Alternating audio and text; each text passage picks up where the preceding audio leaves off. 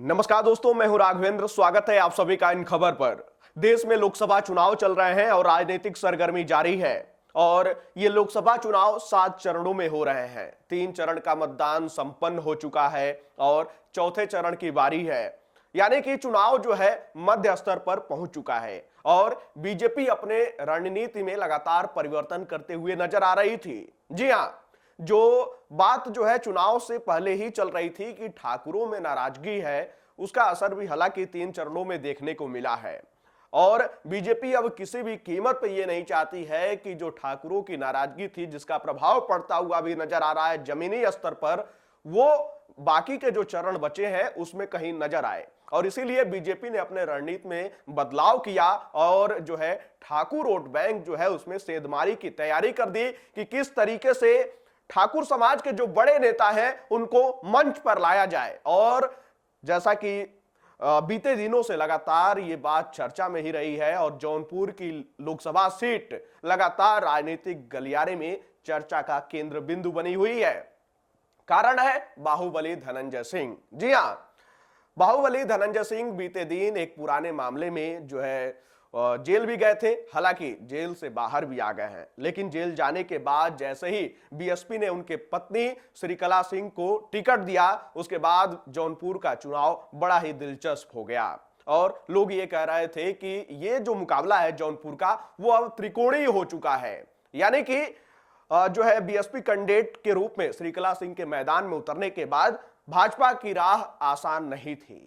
हालांकि बाद में बीएसपी ने टिकट काटा। इधर से आरोप प्रत्यारोप का दौर शुरू हुआ। धनंजय सिंह ने कहा कि टिकट काट दिया गया है। बीएसपी ने कहा कि धनंजय सिंह ने खुद फोन किया था और उन्होंने कहा कि उनकी पत्नी यानी कि श्रीकला सिंह चुनाव नहीं लड़ सकती हैं, इसलिए रातों रात जो है बीएसपी को अन्य प्रत्याशी की व्यवस्था करनी पड़ी। लेकिन अब जो खबरें आ रही हैं, जो चर्चाएं चल रही हैं, वो राजनीतिक गलियारे में एक अलग ही सुगबुगाहट पैदा कर रही हैं और इसका कारण है धनंजय सिंह ही। धनंजय सिंह ने एक ट्वीट किया जिसका अर्थ जो है राजनीतिक गलियारे में अलग अलग प्रकार का निकाला जा रहा है। उन्होंने ट्वीट करते हुए लिखा कि राजनीति में उतार चढ़ाव लगा रहता है, लेकिन लोकतंत्र में जनता का अपार स्नेह व समर्थन ही एक राजनेता की ताकत होती है। मुझे मेरी जनता ने सदैव अपने हृदय से लगाकर रखा भरोसा जताया है और मैं धनंजय कटिबद्ध हूं अपनी जनता के लिए कि मैं हर स्थिति परिस्थिति में उनके साथ खड़ा मिलूं। आप तनिक भी निराश ना होइएगा। जल्दी आप सभी के साथ बैठकर सही फैसला लिया जाएगा जो जनमानस निहित होगा। हम आज अपने आराध्य प्रभु श्री राम को स्मरण करते हुए प्रार्थना करते हैं कि ईश्वर हमें जनता के हित में फैसला लेने की ताकत दे। कहते हैं ना, होई सोई जो राम रचि राखा। यानी कि रामचरितमानस की इस चौपाई के साथ जो है धनंजय सिंह ने एक बड़ा संदेश भी दे दिया। जो राजनीतिक गलियारे में बीते दिनों से जो है चर्चा चल रही है कि धनंजय सिंह क्या बीजेपी के साथ जाएंगे, और एक पहलू उसमें यह भी है कि धनंजय सिंह के साथ वो बाहुबली का टैग जो जुड़ा हुआ है, तो हो सकता है कि बीजेपी उनको अपने मंच पर ना लाए। लेकिन जो सूत्रों के अनुसार जानकारी चल रही है उसके अनुसार उनकी पत्नी श्रीकला सिंह बीजेपी के साथ जा सकती हैं। यानी कि अमित शाह की रैली में, या यूं कहें कि बीजेपी के मंच पर श्रीकला सिंह नजर आ सकती हैं।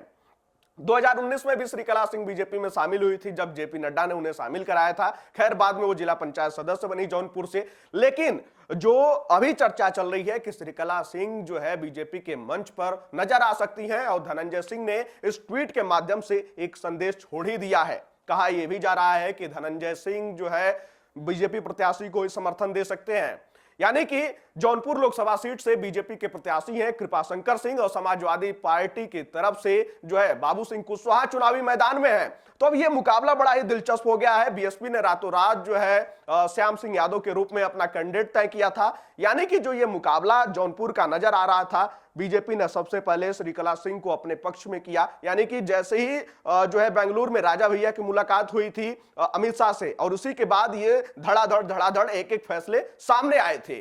अब देखिए, धनंजय सिंह ने जो है टिकट कटने के बाद ये साफ कह दिया था कि चुनाव तो वही जीतेगा जिसको हम चाहेंगे। यानी कि संसद भवन में वही नेता पहुंचेगा जिसको धनंजय सिंह चाहेंगे। अब धनंजय सिंह ने ये ट्वीट भी कर दिया है और राजनीतिक गलियारे में इसकी चर्चा भी तेज है कि या तो वाया धनंजय सिंह बीजेपी से जुड़ सकते हैं, यानी कि पत्नी श्रीकला सिंह के माध्यम से बीजेपी के करीब जा सकते हैं, क्योंकि उनके नाम के पीछे जो ये बाहुबली का टैग लगा हुआ है, इससे जो है थोड़ा बहुत बीजेपी की राजनीति को प्रभाव पड़ सकता है। इसलिए जो चर्चा चल रही है कि श्रीकला सिंह बीजेपी के साथ मंच पर जाएंगी और उसके बाद जो है जौनपुर का लोकसभा चुनाव बड़ा ही दिलचस्प हो जाएगा, क्योंकि धनंजय सिंह के पास जो है उनका पर्सनल वोट बैंक भी है। अगर वो जुड़ जाता है बीजेपी के साथ तो फिर जो एक चर्चा चल रही थी कि ठाकुरों की नाराजगी है, तो उस नाराजगी को भी दूर करना चाह रही है बीजेपी, क्योंकि अब चुनाव जो है पूर्वांचल के क्षेत्रों में पहुंच रहा है। 5वें, 6वें, 7वें चरण में पूर्वांचल के क्षेत्रों में चुनाव है और ये ठाकुरों की नाराजगी दूर करना,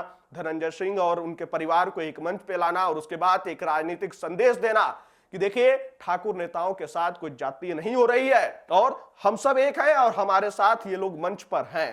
तो इसके बाद देखना होगा कि ये मुकाबला किस तरीके का होता है और ये चुनाव कितना दिलचस्प होता है। खैर, जो राजनीतिक गलियारे में ये चर्चाएं चल रही हैं उस पर आपकी क्या राय है? आपको क्या लगता है, क्या धनंजय सिंह या उनकी पत्नी श्रीकला सिंह बीजेपी के साथ मंच पर नजर आ सकती हैं? और ये क्या, अगर ऐसा फैसला होता है तो ये फैसला सही है या गलत है? आप अपनी राय कमेंट बॉक्स में हमें जरूर बताइएगा।